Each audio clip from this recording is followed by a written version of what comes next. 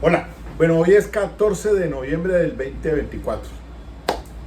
Aquí estoy, dándole.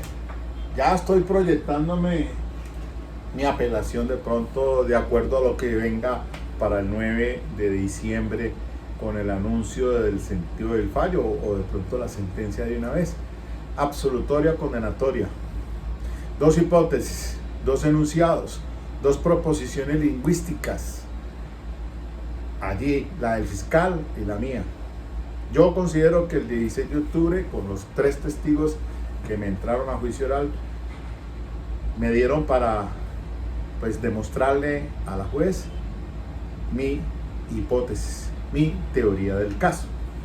Pues muy bien, entonces lo que les quiero comentar en el día de hoy es un tema muy importante, porque revisando aquí varias cosas para poder entonces empezar a redactar esa apelación por escrito, les decía que uno puede sustentar oralmente, pero yo creo que casi nadie hace eso. Difícilmente que le dicten sentencia y uno haga el recurso allí oralmente. Por eso entonces en otra hora pues se podía hacer. Ahora que se hacía pues era para sustentarlo ante el tribunal oralmente. Me tocó una ocasión y que ahora no, ahora se puede presentar por escrito. Eso es importante porque entonces le da a uno tiempo para empezar a redactar, acomodando las cosas de lo que posiblemente pueda suceder. Pues si sale a suelto, maravilloso. Nada, no me desgasto, simplemente el fiscal es el que tiene que presentar su apelación junto con la representante de víctimas. Si sale adverso una sentencia pues condenatoria, pues yo soy el que tengo interés en recurrir. Y en fin, vamos a ver entonces qué pasa. Pero hoy estaba pues revisando, acá tengo dentro de mis apuntes pues este libro de prueba judicial, análisis y valoración. Este es el 6º curso de formación judicial para magistradas, magistrados, juezas o jueces, capacitación de la Escuela Judicial Rodrigo Lara Bonilla, para mirar el tema de la sana crítica. Entonces hoy fundamentalmente pues voy a hacer énfasis en ello, porque ahí entonces estoy redactando este recursito y digo aquí, por ejemplo, así, ¿no? La ley 906 del 2004, el Código de Procedimiento Penal, conforme a lo ha indicado en decisión de la Corte Suprema de Justicia dentro del radicado, y ahí cito pues el 36357 del 2011, ese es del magistrado ponente Julio Enrique Socha Salamanca. Y hay otro que también aquí cito en relación con este mismo punto del estándar de prueba, el 33837 del 2015, ese es de Eugenio Fernández Carlier. Todo sobre el principio de suficiencia. Eso, y también versus pues el tema del indubio pro reo, porque pues prácticamente uno tiene que comenzar a redactar acá en su recurso, pues primero sentando las bases de la argumentación jurídica y objetivamente hacia dónde vamos, por qué se va a atacar esa decisión de la CUB. Les dije pues que también entonces me toca revisar esos temas de casación, porque pues son interesantes estas obras, debido a que, si bien eso es cierto, esto es para un recurso extraordinario de casación, pero hay que entender todo eso que tengo allá en el tablero sobre errores de hecho, que les decía. Comencé con el falso juicio de existencia, el falso juicio de identidad y el falso raciocinio, que son estos 3 temas muy diferentes. Entonces era el primero en relación cuando el juez omite apreciar una prueba que obra en el proceso o supone un asistente sin estar. Y comenzaba entonces comencé a decirle sobre el tema de la sana crítica. Pues bien, por acá, para poder ir redactando entonces este escrito de esta apelación, pues hago énfasis de que, de acuerdo con esa sentencia de la Corte Suprema de Justicia de la 36357 del 2011, de Julio Enrique Socha Salamanca, dice que se consagró un modelo objetivo de conocimiento basado en la crítica racional de teorías o proposiciones lingüísticas, a diferencia del anterior sistema, que es la Ley 600. Las proposiciones desarrolladas durante el juicio oral, en tanto sean coherentes, estructuradas y tengan como fin resolver la situación problemática que dio origen a la actuación, suelen denominarse propuestas de solución, hipótesis o simplemente teoría del caso, concepto que alude el artículo 371 del Código de Procedimiento Penal, apoyados pues en una sentencia constitucional.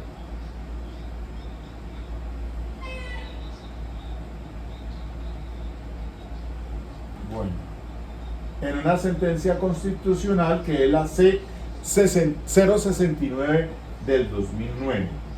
Entonces digo que la Corte dice que la teoría del caso no es más que la formulación de la hipótesis que cada parte pretende ser acogida y aceptada por el juez en la sentencia, de acuerdo a los elementos fácticos, jurídicos y probatorios que se han acopiado y habrán de presentarse y valorarse en la etapa del juicio oral. En el sistema procesal actual se debe presentar como mínimo una teoría del caso por el letrado de la defensa, aunque es imperativo de la fiscalía, pues es quien tiene la carga de desvirtuar la presunción de inocencia. Enfocarán todos sus esfuerzos durante el desarrollo del juicio a demostrarla y a la vez defenderla de la crítica. Y en el ítem 2.3.3 dice la sentencia que menciono que la defensa podrá exponer una determinada teoría del caso sin perjuicio de retirarla, modificarla, condicionarla, adicionarla o replantearla como lo dicten las circunstancias, de acuerdo con el devenir del asunto. De otra parte, es importante indicar que en las decisiones radicados 41390 del 2014 y la 33837 del 2015, ambas son de Eugenio Fernández Calier, la alta corporación ha decantado el siguiente criterio epistemológico: circunstancias extraordinarias requieren de explicaciones razonables, sustentadas en las pruebas del proceso, que sean susceptibles de explicar el fenómeno materia del debate o que desestimen con suficiencia las hipótesis contrarias o rivales. Y sobre el principio de razón suficiente, que no es otra cosa que un modelo objetivo de conocimiento, de confrontación o refutación, se indica que el indubio pro reo no tendrá aplicación cuando la Fiscalía ha presentado una explicación razonable del caso y la teoría opuesta, es decir, la que presenta la defensa, no logra reunir un nivel de explicación razonable igual o superior. En otras palabras, la Fiscalía construye una hipótesis que explique con suficiencia el comportamiento del acusado como punible y que no logró ser refutada dentro de su inmanencia lógica ni luego ser confrontada con los otros medios de prueba. Es obvio que la aplicación del principio de duda a favor del reo no procede, excepto si concurre otra explicación que en semejanza de condiciones ofrezca una solución distinta, pero igual de razonable al fenómeno. Bueno, ahí entonces ya voy hablando de este asunto de la confrontación de hipótesis que rige el sistema procesal nuestro, Ley 906, para hacer ver que el fiscal presentó una acusación: presunto feminicidio agravado tentado porque intentó matarla con un arma cortopunzante con el propósito de matar. Y el tema de el enfoque o perspectiva de violencia de género por ser mujer. Ya, pues otro valor que va implícito como ingrediente subjetivo del tipo penal del feminicidio. Contrario censo, entonces yo planteo otra hipótesis, que no fue la discusión que se generó ese día, los hechos fue debido a un tema muy diferente, una discusión por el hijo de la señora que había llegado, se radicaba allí en contra de lo que le había indicado el señor en la convivencia a escaso un mes de estar viviendo.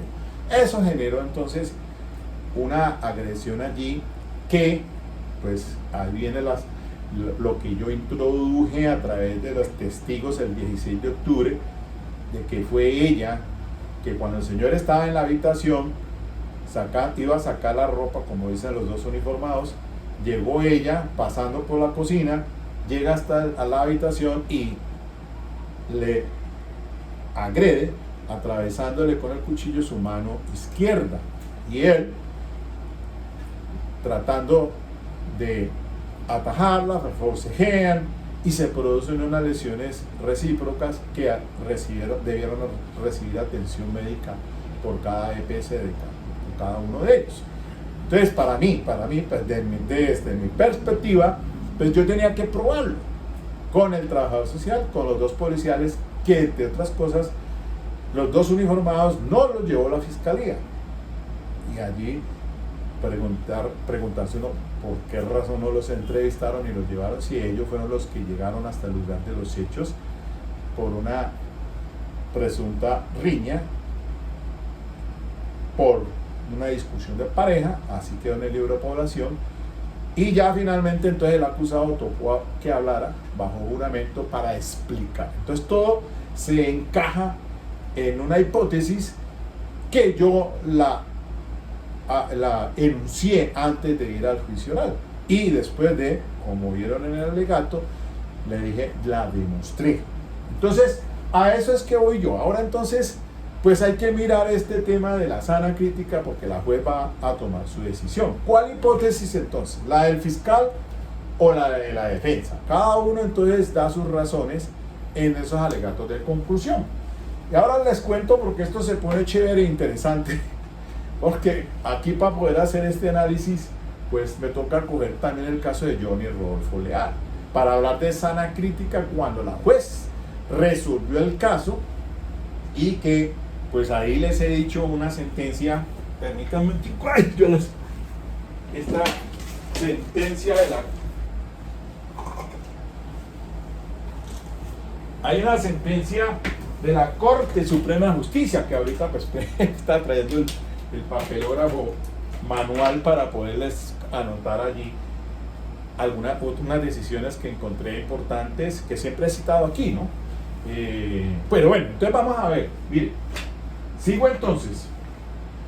Bueno, para poder, estaba haciendo énfasis en que el Código, por ejemplo, General del Proceso, en el artículo 176, dice que apreciación de las pruebas. Claro, esto es para civil, pero mire lo que dice la norma 176: las pruebas deberán ser apreciadas en conjunto de acuerdo con las reglas de la sana crítica, sin perjuicio de las solemnidades prescritas en la ley sustancial para la existencia o validez de ciertos actos.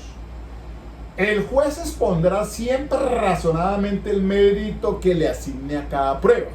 Sana crítica, que no quiere decir que no ha desaparecido de nuestra disposición penal, procesal penal, porque en el Código de Procedimiento Penal pues dice criterios de valoración en el artículo 380. Los medios de prueba, los elementos materiales probatorios y la evidencia física se apreciarán en conjunto. Los criterios para apreciar cada uno de ellos serán señalados en el respectivo capítulo.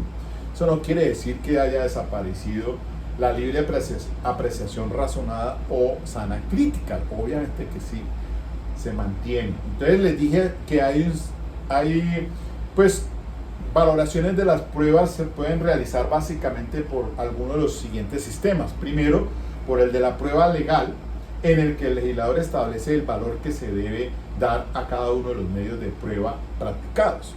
Dos, el de libre apreciación o sana crítica, que faculta al juzgador para determinar en forma concreta la fuerza probatoria de cada uno de los medios de practicados, sistema adoptado. Y tres, un sistema mixto que combina los dos anteriores. Entonces el tema de la sana crítica es a esto que voy a llegar, porque resulta de que por acá tengo esta capacitación que les menciono de la Escuela Judicial Rodrigo Lara Bonilla sobre las reglas de la sana crítica como pautas de racionalidad de la valoración de la prueba. Dice: la ciencia, la lógica y las reglas de la experiencia constituyen reglas de sana crítica como criterios o pautas de control racional respecto de la fundamentación del razonamiento del juez. La aplicación de tales criterios cognitivos deben expresarse en los argumentos que, en materia de pruebas, deban hacerse explícitos en la correspondiente motivación de las decisiones judiciales. Entonces, cuando se habla del postulado, postulado de ciencia, se habla del postulado de la lógica y de las reglas de la experiencia. Entonces, grosso modo, por ejemplo, en el tema de la ciencia, pues en este aspecto, las ciencias fácticas o empíricas dependen de la experiencia que las legitima. Se clasifican usualmente en dos grupos: ciencias naturales, cuyas grandes ramas son la física, la química y la biología, y las ciencias humanas, las cuales se encuentran vinculadas al ser humano y su proyección social y cultural, como la psicología, la economía, la sociología o la antropología. En suma, la ciencia consiste esencialmente en un sistema de conocimientos alcanzados por vía racional.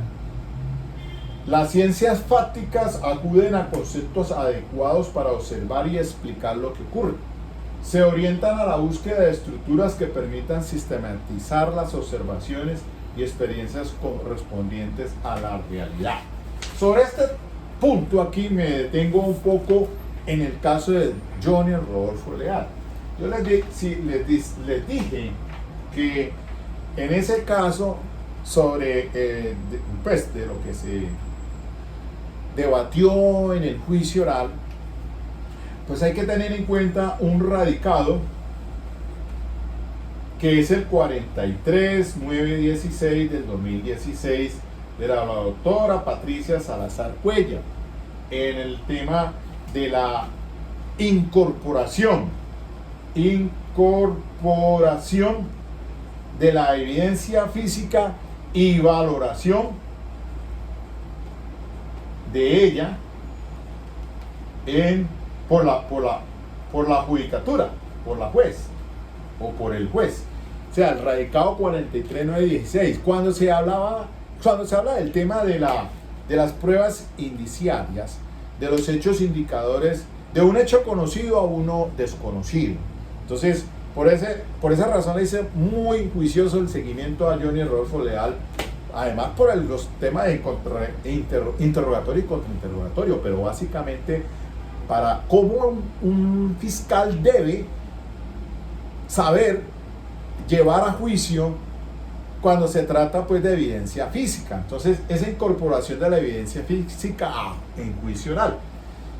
De allí que eso fue lo que le dio el fundamento, pues por supuesto, a la judicatura para cuando anunció el sentido del fallo condenatorio contra Johnny Rodolfo Leal. Y entonces es que, como este caso de Johnny Rodolfo Leal, pues por aquí haciendo las cuentas, este caso, la acusación fue el 14 de julio del 2022, la preparatoria fue el 24 de febrero del 2023 y el juicio oral se inició el 12 de mayo del 2023.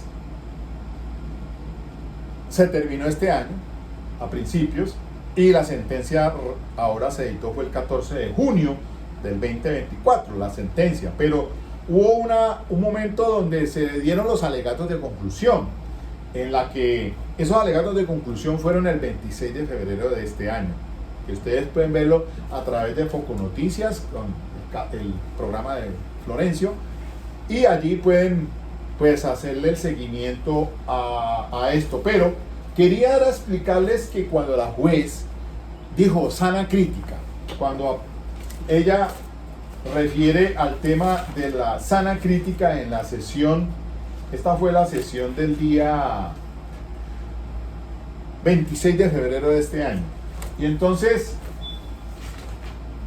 la juez anunció el sentido del fallo condenatorio. Dijo: reglas de experiencia y sana crítica, concluye el despacho lo siguiente. Y entonces allí hizo un estudio juicioso. Primero, que era imposible las lesiones que se las hubiera autoinfligido. Segundo, no causó la muerte de la señora Marlene por el estado de somnolencia. Según el perito, para el doctor Sebastián, un perito, eso fue un patólogo que se presentó, pero fue homólogo porque no era, fue otro pues que sustituyó. Esa lesión en Mauricio guarda relación con la de la señora Marlene. El arma de Mauricio también fue con la que se lesionó a la señora Marlene. La lógica de gestión de alimentos en el organismo.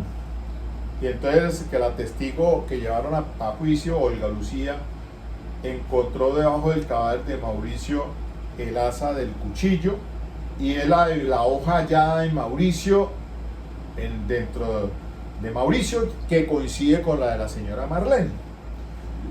La herida de la señora Marlene, con fuerza de medida, la traspasó. Esa fue desproporcionada, debilitó la empuñadura en la que cuando le quedó a Mauricio dentro del cuerpo y tuvo que utilizar otra. Y así entonces se fue haciendo una disertación jurídica muy importante la juez para establecer entonces que de esos hechos indicadores a los indicados, dentro de la lógica, utilizando básicamente las ciencias, a través de las ciencias exactas, los postulados empíricos se logran demostrar porque pues a través de la infinidad de peritos que fueron y testigos que se fueron allegados al juicio, fueron dando declaraciones muy importantes de circunstancias, tiempo, modo y lugar en la que se deduce la responsabilidad penal de Johnny Rodolfo Leal. Conté yo 32 testigos por parte del ente acusador. Pues recuerden ustedes a Olga Lucía Rincón Suárez, una investigadora. Según el segundo testigo fue Francisco Calle Rúa, un investigador de casos complejos. Después fue el perito homólogo Juan Sebastián Morales, un patólogo. La investigadora Daniel Todolosa, el investigador Chile Giovanna, grafólogo, toxicólogo. El doctor Jorge Paredes, que también fue muy importante como patólogo y dando explicaciones científicas o situaciones con base en la experiencia de las causas en las que normalmente una persona en Colombia, por lo menos, pues lleva a producirse o a infligirse unas heridas, y que no es usual. Entonces decía el patólogo, pues eso es, obviamente es creíbles frente a las ciencias exactas que no daban ninguna explicación certera sobre que hubiese sido un suicidio. Y así infinidad de testigos. Por ejemplo, la perfiladora de la que fue la número 29, Andrea Carolina Contreras Poveda, una perfiladora que me gustó tal como ella introdujo evidencia en el juicio oral para darle pues todo el arsenal probatorio a la judicatura y que tomó entonces su decisión basada pues en esto. No solamente los testimonios, sino el aporte que hicieran cada uno de ellos en las ciencias de cada uno, toxicólogo, el grafólogo, etc. Todo fue importante. Entonces eso hace que la juez tome una apreciación y pues por supuesto decide que había sido el señor Johnny Rodolfo Leal el autor material de esos dos homicidios y hay responsabilidad penal. Después entonces está el postulado de la lógica. El postulado de la lógica pues también tiene incidencia en sana crítica y entonces pues encontramos que para ello hay tres principios: el de identidad, el de contradicción y el de tercero excluido. Yo me voy a detener ahora en sobre todo en el principio en el de contradicción y el tercero excluido para el caso mío que estoy llevando para que usted lo entienda. Y también entonces las reglas de la experiencia. Adelanto un poco, entonces más bien ahora me devuelvo para las reglas de la lógica, las máximas de la experiencia. También criterio de normalidad que se expresa en términos de sentido común, en tanto corresponde a lo que sucede regularmente o se espera que suceda, sobre la base de presunciones o generalizaciones provenientes de la experiencia común. Y entonces aquí se dice, por ejemplo, que atendiendo cómo se llega a ella, dice así, hay un ejemplo aportado por la jurisprudencia civil con relación a este punto, o sea, sobre las máximas de la experiencia. Antes de que pase allá, yo recuerdo, es que me tocó atender un casito de una, en civil, pues yo nunca, muy rara vez, pero sí me tocó atender de una dama que ella, pues la conocí yo y me pidió el favor, tuvo un hijo, tiene un hijo, y después del niño de 10, 12 años, el papá se hace practicar un examen de paternidad y resulta que le da que no era hijo del señor. Entonces él se fue y presentó demanda para quitarle la paternidad al niño, porque el ADN le dio, y el ADN, imagínense, es una prueba pues prácticamente irrefutable pues dentro de carácter científico, porque es que hablando del caso de Johnny Rodolfo Leal, recuerden ustedes todos esos peritos sobre todo en toxicología, ¿no?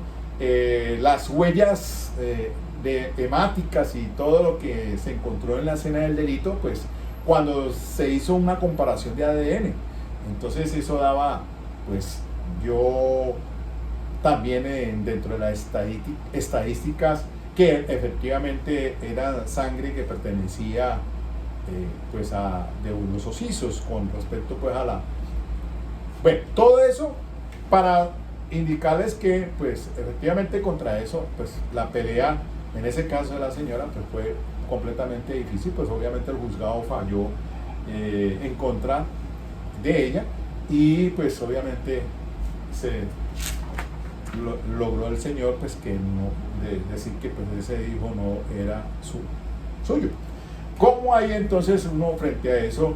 Pues lo que quiero decirles es que a veces es complejo y difícil frente a ciertos aspectos de carácter de la ciencia natural, de ciencias exactas, que pues eso refutarlo es complejo. Bueno, sigo entonces, mire, el caso que dan acá es regla de principio el punto de liquidación de los perjuicios padecidos por los hijos en razón del fallecimiento accidental del progenitor del que dependían económicamente, que esa ayuda desde el punto de vista temporal no es ilimitada e irrestricta, en el entendido que ella resulta necesaria inicialmente solo hasta tanto el hijo se encuentre en condiciones de atender funcionalmente su propia subsistencia, que en el medio nacional, con apoyo de las reglas de la experiencia, esta corporación ha estimado ocurre al arribo de la edad de 25 años, siempre y cuando, claro está, se verifiquen los supuestos fácticos por ella descritos. Entonces, esa proyección más correcta, si se tiene en cuenta que atendiendo a las reglas de la experiencia, es dable deducir que en principio a los 25 años una persona de la zona urbana del país dedicada al estudio puede adquirir su completa educación que lo habilita para velar a partir de ese entonces por su propio sostenimiento. Desde luego que tampoco obra ninguna que desvirtúe para aumentar o disminuir esa edad tope. Y eso se dijo en una sentencia de casación civil del 18 de octubre del 2001, expediente 4504, según se cita acá, del magistrado ponente Carlos Ignacio Jaramillo. Sentencia SC 223 del 19 de diciembre del 2006, es la cosa. Sí, Corte Suprema de Justicia, Sala Civil, sentencia SC 223 del 19 de diciembre del 2006. Pues bien, ya volviendo al tema de la lógica, y ahora me van a entender por qué quiero llegar a este aspecto. Dice que según el principio de identidad, toda cosa es idéntica consigo misma. A es A. Una cosa es lo que es. Lo que es. Todo es lo que es. Si algo es A, es A. Si un enunciado es verdadero, es verdadero. Todo enunciado es equivalente a sí mismo. Todo enunciado se implica y es implicado por sí mismo. Entonces, si un enunciado es verdadero, entonces es verdadero. Ahora, frente al principio de contradicción, puede también llamarse principio de no contradicción, en tanto impide al razonamiento contradecirse. Nada puede ser A y no A. Nada puede ser al mismo tiempo A y no A. Una cosa no es dos cosas diferentes. Una cosa no puede al mismo tiempo ser y no ser tal o cual cosa. No es posible que algo sea y no sea al mismo tiempo. Una misma cosa no puede ser y no ser al mismo tiempo y con relación al mismo aspecto. Ningún juicio es verdadero y falso al mismo tiempo.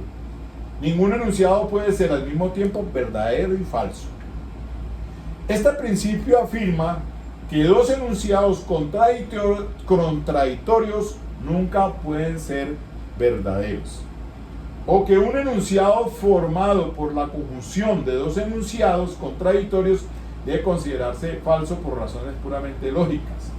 Como criterio ontológico se enuncia del modo siguiente: es imposible que una cosa sea y no sea al mismo tiempo y bajo el mismo respeto. Entonces, un enunciado no puede ser simultáneamente verdadero y falso. Los enunciados inconsistentes no pueden ser simultáneamente verdaderos. Y aquí viene: si un testimonio contiene afirmaciones incompatibles o inconsistentes, estas no pueden ser todas verdaderas, de modo que la credibilidad del testigo queda anulada o por lo menos debilitada. Este es un criterio muy importante para cuando el juez tenga que analizar entonces el testimonio. Porque ¿y esto cómo se obtiene, mis queridos colegas? A través del contraexamen. El contrainterrogatorio es básico, fundamental para establecer entonces la crítica de refutación frente a la impugnación de credibilidad del testigo. Porque el testigo puede estar mintiendo o puede estar diciendo las cosas a medias y le resta credibilidad. Entonces, ahí es donde entra en juego entonces el análisis que el juez debe darle en valoración a ese testimonio. Y hay otra cosa más. Aquí ahora sí vamos al principio del tercero excluido, o del tercio excluso, o del tertium non datur. Enuncia que cuando dos enunciados están opuestos contradictoriamente, No pueden ser ambos falsos. Una cosa es o no es. Un enunciado es verdadero o es falso.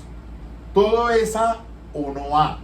Una cosa es o no es tal o cual cosa. Todo debe ser A o no A. Todo enunciado debe ser o bien verdadero o bien falso. Una cosa es o no es, no hay medio. Este principio afirma que dos enunciados contradictorios, si el uno es verdadero, el otro es necesariamente falso. Por razón de que la misma cosa no podría ser a la vez ser y no ser. Para el principio de tercero excluido, toda expresión enunciativa debe ser verdadera o falsa. Este principio excluye un término intermedio entre A y no A. Debe ser lo uno o lo otro. No puede no ser ninguna de las dos cosas. La cosa de la que hablamos tiene una propiedad o no la tiene. Y miren esto aquí. Comillas. Frente a la existencia de pruebas contradictorias o en conflicto respecto de una hipótesis, se estaría en presencia de dos hipótesis contrarias acerca del hecho. Una de ellas es sostenida por algunos elementos de prueba y afirma que el hecho ha sucedido. La otra sería sostenida por otros elementos de prueba y afirma que el hecho no se ha producido. Parece un trabalenguas, pero no. La cogieron. En este evento, una de las dos hipótesis ha de ser considerada la verdadera.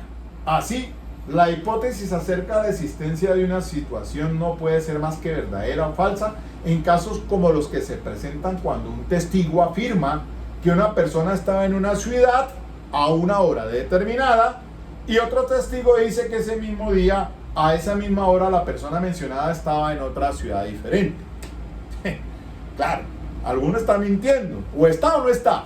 Pero entonces miren, entonces vámonos a la confrontación de hipótesis y de teorías.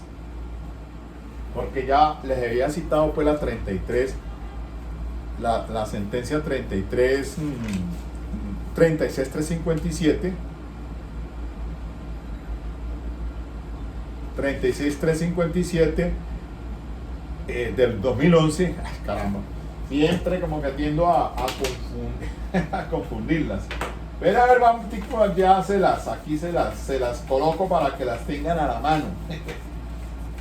Siempre tengan estas dos decisiones que son supremamente importantes. A ver, entonces, 36357 del 2011, del doctor Julio Enrique Socha. Este es el caso de un sacerdote juzgado por un delito sexual. Y la 33837, esa es del 2015. Esa es del magistrado Eugenio Fernández Carlier. El caso es de un señor Saudiel Orlando López por un homicidio de su hija de 5 años, que lo juzgaron como inimputable, loco. Entonces, es interesante sobre el estándar de prueba. 33837 sobre el principio de razón suficiente. Y 36357 de Julio Enrique Socha Salamanca del año 2011 sobre el criterio epistemológico del sistema procesal actual de enfrentamiento de teorías, de hipótesis. Y entonces dice en la página 43 pues que de idéntica manera, si la fiscalía construye una hipótesis que explique con suficiencia el comportamiento del acusado como punible y que no logró ser refutada dentro de su inmanencia lógica, ni luego ser confrontada por todos los medios de pruebas, es obvio que la aplicación del principio de duda a favor del procesado no procede, excepto si concurre una explicación que en semejanza de condiciones ofrezca una solución distinta, pero igual de razonable al fenómeno. Entonces, yo les he dicho pues que obviamente esta sentencia, la 36357 del 2011 del doctor Julio Enrique Socha Salamanca, pues al hablar de confrontación de hipótesis, pues no, dice que la defensa debe irse pues a hacer una defensa muchas veces recomendable, dicen, es cuando la fiscalía está muy endeble. y váyase a juicio. Y la defensa puede también optar por atacar con su contraexamen o contrainterrogatorio la situación fáctica y la situación probatoria. Claro, porque yo puedo voltear la cosa que sea de doloso a culposo, un ejemplo. Entonces, en dogmática penal viene el juego allí y probatoriamente decir, no, es que el fiscal no tiene lo suficiente para llegar a esas situaciones. Pero el fiscal siempre va a tener su teoría del caso y es un imperativo para él, sí o sí. Él es el que tiene la carga de virtuar la presunción de inocencia, no la defensa. La defensa, pues obviamente, con base en el artículo 7º, principio rector de la 906, pues puede sembrar la duda. Toda duda razonable a favor del procesado. Y ya vieron ustedes el caso de Santiago Uribe, a propósito. Me parece muy bien, mire, aquí la decisión del juez es la decisión del juez. Que apelen los que entonces no estén de acuerdo. Pero se absolvió al señor Santiago Uribe, hermano del doctor Álvaro Uribe, es presidente. Pues yo quiero decir, pues, es una situación que se demoró en tránsito y se dio la discusión probatoria, pero por duda razonable se absuelve al señor Santiago. Y hay que respetarse las decisiones de los jueces, se respetan. Así aparezca diciendo el presidente otra cosa. ¿Por qué? Pues yo creo que no, como que no puede uno escupir mucho para arriba, porque recuerden que tiene el hijo también en un proceso penal.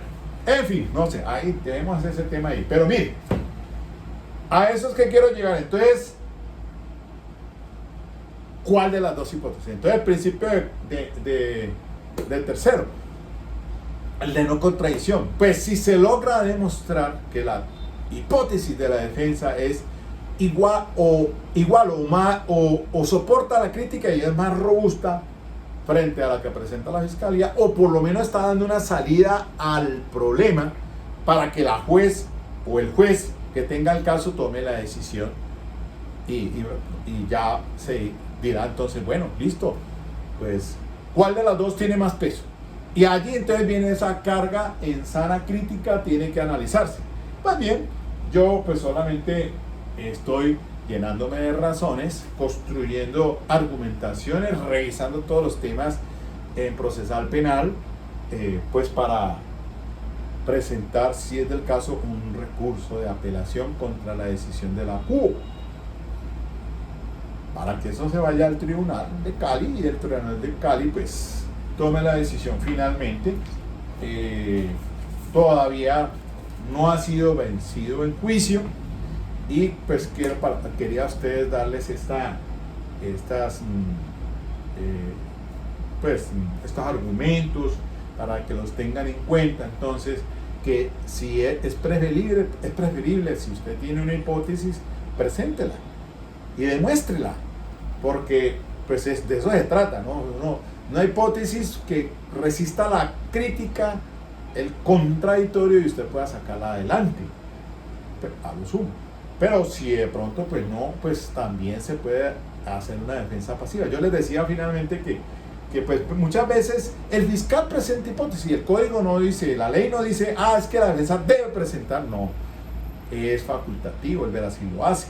Pero si lo va a hacer, pues es porque tiene con qué demostrarlo. Y si no, pues bueno, váyase a juicio oral con lo que tenga la fiscalía. A veces pasan cosas, y yo siempre he dicho, listo, pueden suceder en el transcurso de ese debate público situaciones que, pues a la hora de la verdad, inclinan la balanza es por el indubio pro reo, por la presunción de inocencia, porque no logra el fiscal recorrer fundamentalmente en juicio oral. Y por eso es que esa sentencia, les dije, la 43916 del 2016 de la doctora Patricia, les está pegando un tirón de orejas a los fiscales para que se preparen, porque hay casos que tienen que llevar a juicio oral de evidencia física que son muy supremamente importantes, como en el caso de Johnny Rodolfo Leal. El doctor Mario Burgos pues logró el estándar de prueba para llevar el convencimiento más allá de toda duda. Son 3 estándares, ¿no? Finalmente dejo aquí. O sea, una cosa es la inferencia razonable para la imposición de medida de aseguramiento, otra cosa es para presentar la acusación cuando con probabilidad, y para ya dictar sentencia condenatoria tiene que haber el convencimiento más allá de toda duda. Allí entonces, esa es la labor que hacemos los abogados defensores, pues tratando de obtener pues resultados frente a un caso que se está llevando. Bueno, ahí les sigo contando, después sigo analizando más el falso juicio de identidad, el falso raciocinio, y ahí vamos viendo cositas que creo que es bueno socializarlas. Ok, pendientes, pues chao, chao.